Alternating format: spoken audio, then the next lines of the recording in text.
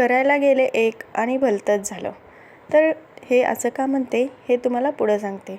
आज पाहुण्यांसाठी खीर बनवावी म्हटलं तर त्यासाठी काजू बदाम वगैरे सगळं बारीक बारीक कट केलं, पण माझ्याकडून ते जरा जास्तच बारीक झालं. मग ते तुपामध्ये घातलं आणि त्यानंतर वरून मनुके घातले. काजू बदाम छान परतले, त्यानंतर त्यामध्ये मनुके घातले आणि शेवया घातल्या. मनुके आणि शेवया छान परतून होईपर्यंत ज्या काजू बदामचे जास्त बारीक तुकडे झाले होते ते माझ्याकडून जळून गेले. स्पेशली शूटिंग करता करता ते जळाले. त्यानंतर यामध्ये दूध घातलं आणि बघते तर काय, एकदम छोटं छोटं काळं काळं असं एकदम अचानक वरती आलं. त्यानंतर त्याच्यामध्ये घाबरतच साखर घातली आणि त्याला उकळवून घेतलं. त्यानंतर जे वरती छोटं काळं दिसायला लागलं होतं ते मी पळीने अलगद काढून घेतलं.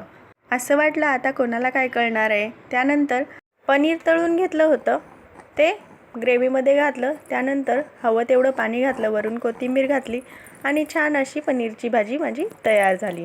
खिरीमध्ये काळं दिसल्यानंतर कळण्यापेक्षा मी यांना आधीच सांगून टाकते असं म्हणून मी सगळ्यांना खिरीबद्दल आधीच सांगितलं. शेवटी माणूसच ना, चुकणारच, त्यामुळे कोणी काही बोललं नाही. भेटूया नेक्स्ट ब्लॉगमध्ये. Bye bye.